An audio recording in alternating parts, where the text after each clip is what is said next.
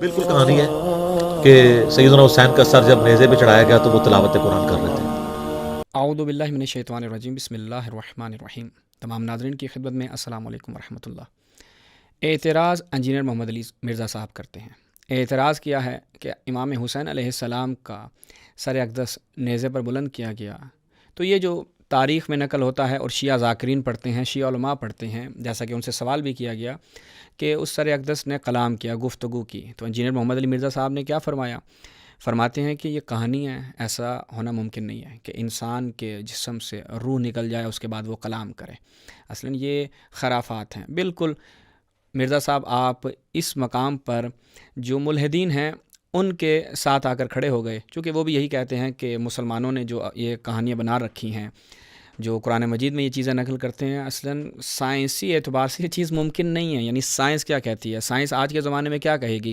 یہ ایک شخص اس دنیا سے چلا جائے، وہ کلام کرے، سائنس اس کو رد کر دے گی۔ پھر سائنس کیا کہے گی کہ آصف بن برقیہ جیسی شخصیت، وہ آنکھ جھپکنے سے پہلے، پلک جھپکنے سے پہلے تخت بلقیس کو لے آئے، اور آج اگر سائنس اس کو کیلکولیٹ کرے کہ ایسی چیز ممکن نہیں ہے۔ تو اس طرح سے بہت ساری چیزوں کو ملحدین جو ہیں وہ سائنس کو بنیاد بنا کر رد کر دیتے ہیں۔ تو انجینئر محمد علی مرزا صاحب نے کہا کہ ایسا ممکن نہیں ہے، لیکن جو خدا پر ایمان رکھتے ہیں اور جو ائمہ اہل بیت پر، رسول اللہ پر ایمان رکھتے ہیں، اور بالخصوص انجینئر محمد علی مرزا صاحب جیسی شخصیت کے جو صحابہ پہ بھی ایمان رکھتی ہے، تو ان کو چاہیے کہ یہاں پر آ کر وہ ملحدین کا ساتھ نہ دیں بلکہ اپنی تعلیمات کو دیکھیں۔ اب ہم انجینئر محمد علی مرزا صاحب سے پوچھتے ہیں کہ مرزا صاحب آپ ذرا ہمیں یہ بتلائیے کہ آپ نے اس کو رد کس وجہ سے کیا ہے؟ اس وجہ سے کہ یہ چیز ممکن نہیں ہے، تو ہم آپ کو اس کا امکان بلکہ اس کا وقوع تک آپ کی کتابوں سے دکھا دیتے ہیں کہ آپ کے علماء نے باقاعدہ کتابیں لکھی ہیں اس کے اوپر۔ ایک کتاب ہے، آپ کو تعجب ہوگا سن کر، اس کتاب کا نام کیا رکھا گیا؟ اس کتاب کا نام یہی رکھا گیا، من عاش بعد الموت، یعنی وہ افراد کے جنہیں زندگی ملی، جنہوں نے زندگی کی۔ یہاں پہ زندگی سے کیا مراد ہے؟ تکلم کیا۔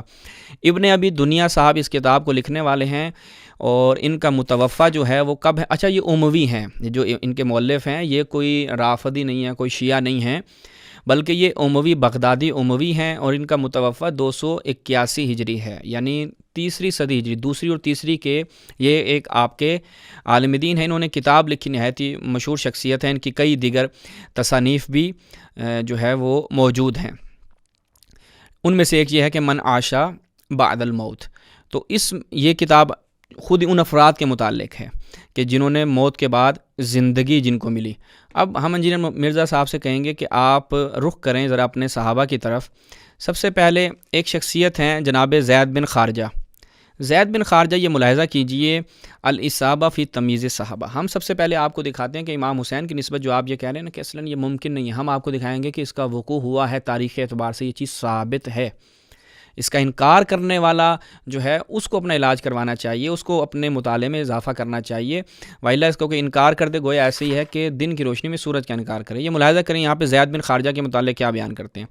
کہتے ہیں زید بن خارجہ یہ خزرج انصاری خزرجی، ان کے والد عہد میں شریک ہوئے جب کہ یہ خود بدر میں شریک رہے، صحابی ہیں۔ امام بخاری وغیرہ نے ذکر کیا ہے کہ انہوں نے ہی مرنے کے بعد گفتگو کی تھی۔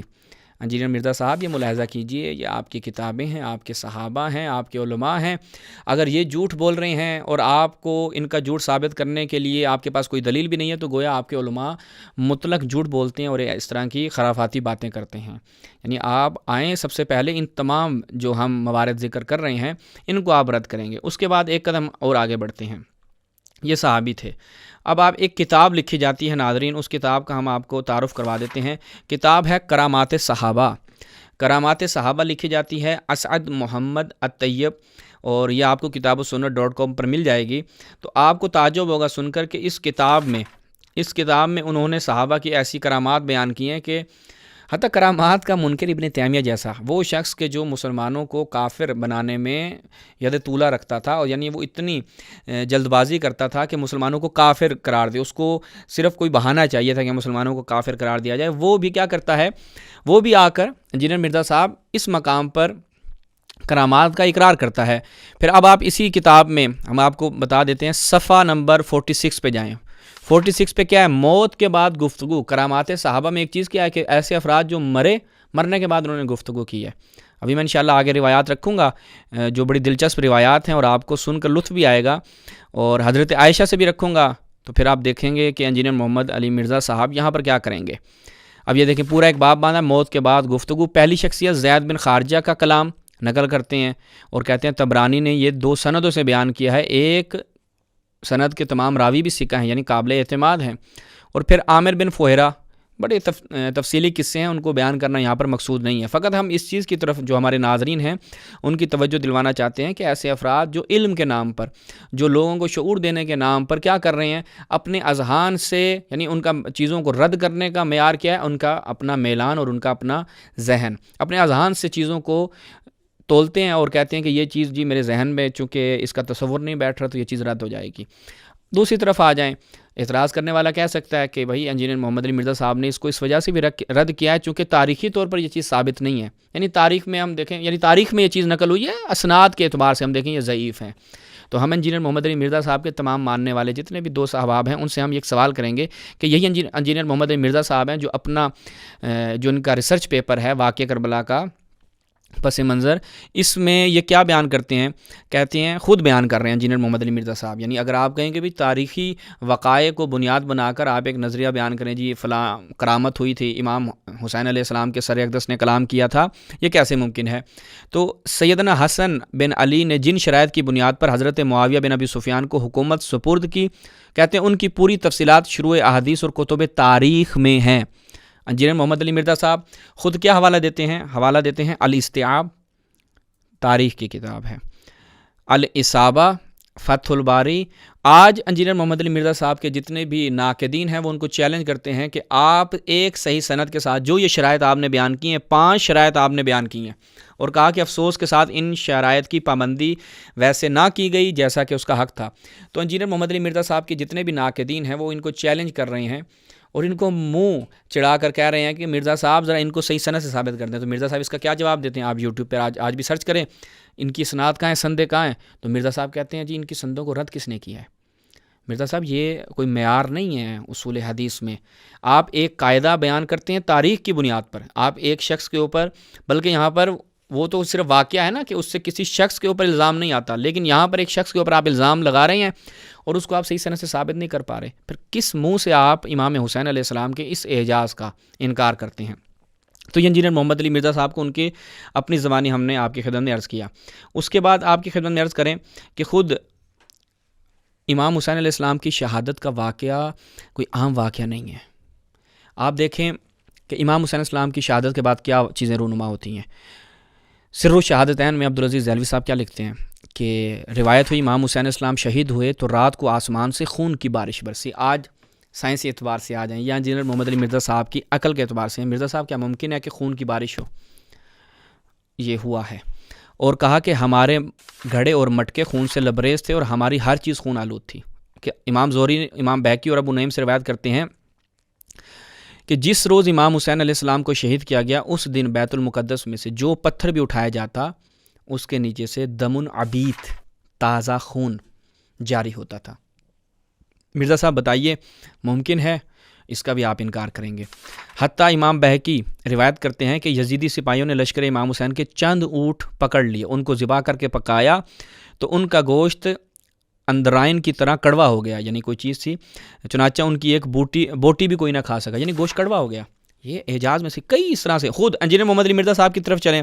مرزا صاحب ہمارا آپ سے سوال ہے, نہایت ہی آسان سوال ہے, آپ ذرا ہمیں اس کا جواب جو ہے وہ لطف کیجیے. آپ نے اپنے اسی ریسرچ پیپر میں ذکر کیا ہے کہ امام حسین علیہ السلام جب اس دنیا سے گئے, ان کی شہادت ہوئی, تو حضرت ام سلمہ کی روایت جس کی سند کو آپ نے خود بیان کیا کہ سند حسن بھی ہے, صحیح بھی ہے, بعض نے صحیح کہا ہے, بعض نے حسن کہا ہے, جنوں کا نوحہ سنائی دیتا ہے لوگوں کو.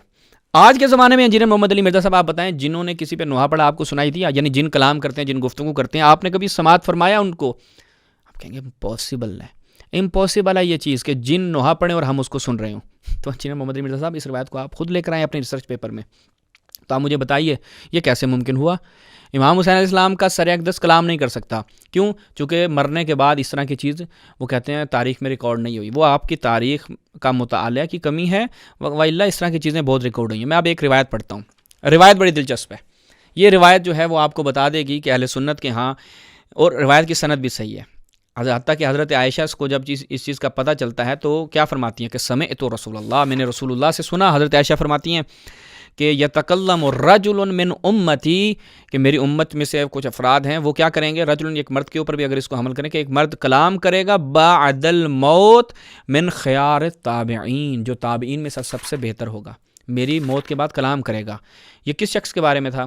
روایت ملاحظہ کیجیے، روایت جو ہے یہ مختلف کتب میں نقل ہوئی ہے، ہم ایک کتاب سے پڑھتے ہیں، دلائل النبوہ، امام بہقی کی کتاب ہے۔ اس کی سند کے بارے میں ہم پہلے ہی بتا دیتے ہیں، وہ کیا فرماتے ہیں، ھذا اسناد صحیح، اس کی سند جو ہے وہ صحیح ہے، لا یشک حدیثی فی صحتہ، کسی بھی جو عالم حدیث ہے اس نے اس کی صحت کے بارے میں شک نہیں کیا۔ روایت کیا ہے ناظرین توجہ کیجیے گا، روایت جو ہے وہ مکمل جو مرزا صاحب کا اعتراض ہے اس کو زمین بوس کر دیتی ہے۔ اعتراض کیا ہے جو آپ سماعت فرما چکے ہیں، اب روایت دیکھیے۔ ایک شخص ہے ربعی بن خراش اور ایک ہے ربی بن خراش، یہ بھائی تھے آپس میں۔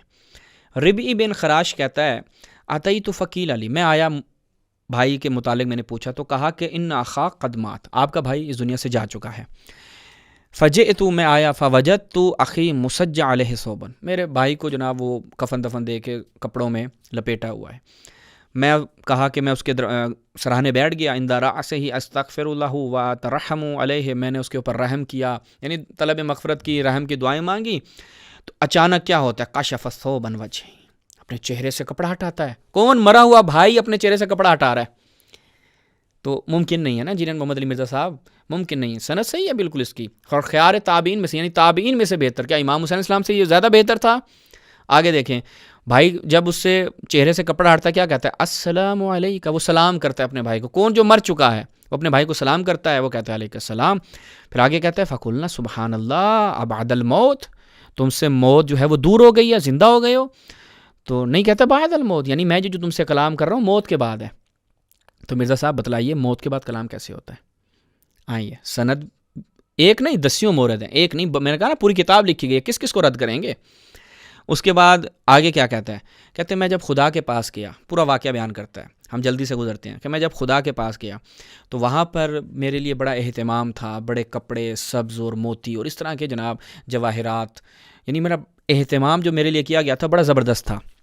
اس کے بعد کیا کہتا ہے، اس کے بعد کہتا ہے کہ میرے ساتھ وہ معاملہ نہیں ہوا، وَوَجَدْتُ الْأَمْرَ أَيْسَرَ مِمَّا تَظُنُّونَ، کہ میں نے وہاں پر معاملہ اتنا آسان پایا جتنا تم گمان بھی نہیں کرتے تھے، یعنی تمہارے گمان سے زیادہ میرے ساتھ وہاں پہ اچھا معاملہ ہوا۔ کیا مطلب؟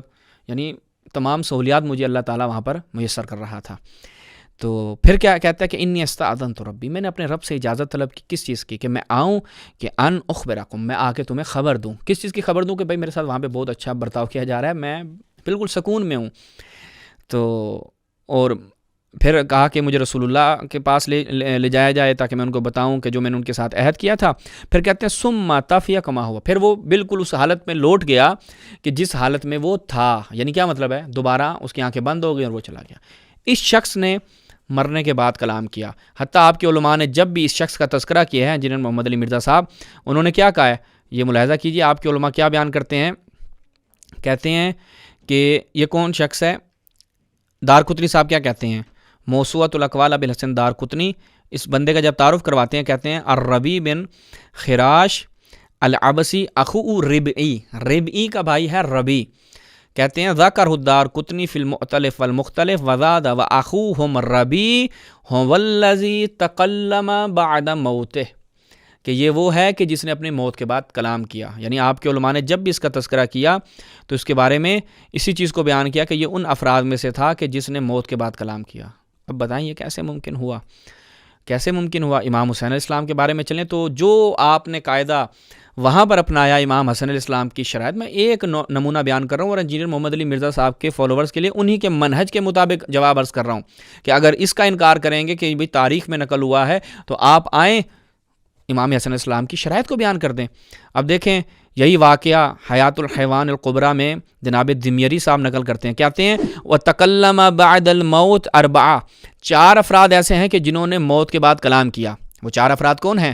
پہلی شخصیت یحییٰ بن زکریا حین ذبح، حبیب نجار، تیسری جعفر الطیار، چوتھی کا نام لکھتے ہیں والحسین ابن علی رضی اللہ تعالی عنہما، اور کیا کہا وَسَيَعْلَمُ الَّذِينَ ظَلَمُوا أَيَّ مُنْقَلِبٍ يَنْقَلِبُونَ، تو یہ انہوں نے کیا کیا، کلام کیا۔ اور خود دمیری صاحب بتا رہے ہیں کہ تاریخی طور پر جو چیز ثابت ہے، انکار نہیں کر رہے کہ کیسے ممکن ہے، بلکہ وہ شرح صدور کس کی کتاب ہے، جلال الدین سیوطی صاحب کی، آتی ہیں اسی چیز کو، روایت کو نقل کرتے ہیں اپنی کتاب میں، وہ اخرج ابن عساکر فی تاریخ ہی بسندہ من طریق الاعمش، کہ راوی کیا کہتا ہے، منہال ابن عمرو کہتے ہیں انا واللہ رأیت رأس الحسین حین حمل وانا بدمشق، میں دمشق میں تھا اور دیکھا امام حسین علیہ السلام کا سر اقدس جو ہے وہ نیزے پر بلند کیا گیا ہے، اور ایک شخص جو ہے وہ وہاں پر موجود تھا، یقرأ سورۃ الکہف، وہ سورہ کہف کی تلاوت کر رہا تھا، کہہ رہا تھا ام حسبت ان اصحاب الکہف والرقیم کانوا من آیاتنا عجبا، کہ کیا اصحاب کہف جو وہ کتبے والے تھے وہ عجیب ہونے میں، یا خدا کی نشانی، عجیب نشانی ہونے میں تم لوگوں کو یعنی گمان کرتے ہو کہ یہ خدا کی عجیب نشانیوں میں سے ہے؟ تو فرمایا فَأَنْتَقَ اللَّهُ الرَّأْسَ، کہ اللہ تعالیٰ نے امام حسین علیہ السلام کے سر اقدس سے نطق کروایا، فرمایا عجب من اصحاب الکہف قتلی و حملی، کہ کیا اصحاب کہف کا جو قتل وہ ہے، اصحاب کہف جو ہیں وہ میرے قتل اور میرے سر کو بلند کرنے سے زیادہ عجیب و غریب چیز ہے؟ تو یہ خود امام حسین علیہ السلام کے سر نے کلام کیا، یہ سیوطی صاحب لکھ رہے ہیں، اور اس پہ کوئی حتیٰ یہی چیز شیعوں نے بھی نقل کی ہے، جو شیعہ ذاکر پڑھتے ہیں، شیعہ علماء پڑھتے ہیں، وہ آپ کی اور اپنی کتابوں کے مطابق پڑھتے ہیں، اپنی طرف سے کہانیاں جیب سے نہیں بناتے، وہ پپا جانی والی کہانیاں نہیں بنا رہے ہوتے وہ وہاں پر۔ تو آپ دیکھیں الارشاد میں اسی چیز کو شیخ مفید علیہ الرحمہ نے بھی بیان کیا کہ اس کو دوبارہ تکرار کرنے کی ضرورت نہیں ہے، فقط ہم نے آپ کی خدمت میں اس کو دکھلا دیا۔ اس کے بعد دیگر کتابوں میں بھی، یعنی اس کے علاوہ ماشاء اللہ آپ کہیں کہ ہم، اور اصل واقعہ یہ کہاں پر ہے، تاریخ مدینہ دمشق میں ہے، ابن عساکر دمشقی صاحب 571 جن کا متوفہ ہے، انہوں نے اس واقعے کو 2 مختلف اسناد سے بیان کیا ہے اپنی کتاب میں۔ تو لہٰذا یہ واقعہ امام حسین علیہ السلام کا کلام کرنا، شیعہ اور سنی دونوں اس کے ناقلین ہیں، تاریخ میں یہ جو ہے وہ بیان کیا گیا ہے اور کسی نے اس کا انکار نہیں کیا۔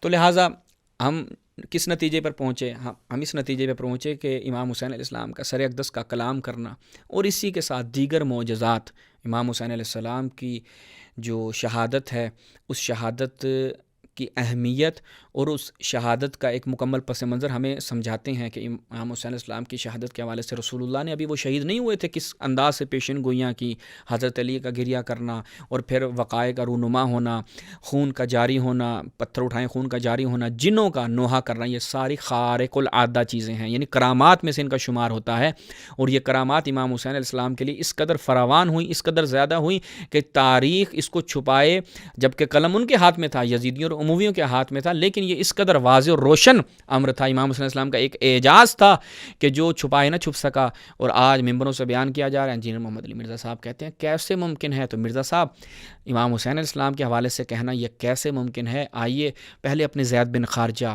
ربیع بن خراش اور اس طرح کے جو افراد ہیں ان کے متعلق لوگوں کو بتلائیے کیسے ممکن ہے، جبکہ آپ کے ایک عالم نے مکمل کتاب لکھ دی اور کتاب کا نام رکھا وہ افراد کہ جنہوں نے موت کے بعد کلام کیا۔ یہ اختصار کی خاطر، تاکہ ہمارے ناظرین جو ہیں وہ ہماری طولانی گفتگو سے بور نہ ہو، تو ہم نے اختصار کی خاطر فقط چند موارد بیان کیے ہیں، وَإِلَّا آپ جائیں خارق العادہ چیزیں، وہ چیزیں جو انسان عام تصور نہیں کر سکتا، وہ رونما ہوئیں، اور ان کے علماء نے پے در پہ اپنی کتابوں میں، حتیٰ صحیح بخاری مسلم میں ایک روایت ہے کہ ایک بچے کو، دودھ پیتے بچے کو آگ میں گرایا جاتا ہے، دودھ پیتا بچہ کہتا ہے اپنی ماں سے، یعنی یہ روایت جو ہے وہ میں آپ کی خدمت میں آخر میں بیان کر دوں، ذہن میں آ گئی کہ صحیح مسلم کی روایت ہے۔ اب وہ کیا کہتا ہے، جب اس کو آگ میں گرایا جاتا ہے تو وہ بچہ کہتا ہے کہ اے اماں آپ پریشان مت ہوئیے۔ اب آپ دیکھیے کہ اس دودھ پیتا بچہ ماں ڈر گئی تو بچے نے آواز دے کر کہا ماں گھبرائیے نہیں، آپ حق پر ہیں۔ دودھ پیتا بچہ مرزا صاحب صحیح مسلم کی روایت کے مطابق آگ میں گرتا کیسے کلام کر سکتا ہے؟ بچہ کیسے کلام کر سکتا ہے؟ بتلائیے ہمیں۔ اور جو امام حسین علیہ السلام کے جن کے بارے میں رسول نے فرمایا حسین منی و انا من حسین، کہ میں حسین سے ہوں اور حسین مجھ سے ہے۔ تو لہٰذا ان تمام موارد کے ساتھ ہم تمام اہل سنت کو یہ دعوت دیں گے کہ امام حسین علیہ السلام کے حوالے، شہادت امام حسین علیہ السلام کے حوالے سے اہتمام کیجیے، اور یہ جو اعتراضات کیے جا رہے ہیں امام حسین علیہ السلام کی شہادت کو کم رنگ کرنے کے لیے، یہ ان سے آپ لوگ بچ کر رہیے، اور اس حوالے سے جو تحقیقی چیزیں ہیں ان کی طرف رجوع کیجیے۔ اور ہم اسی کے ساتھ مرزا صاحب اور مرزا صاحب کے جتنے بھی فالوورز ہیں جو اس واقعے کو لے کر کہتے ہیں کہ یہ ممکن نہیں ہے، ان کے لیے دعاگو ہیں کہ خداوند متعال ہمیں صراط مستقیم پر چلنے اور راہ ہدایت پر چلنے کی توفیق عطا فرمائے۔ والسلام علیکم ورحمۃ اللہ۔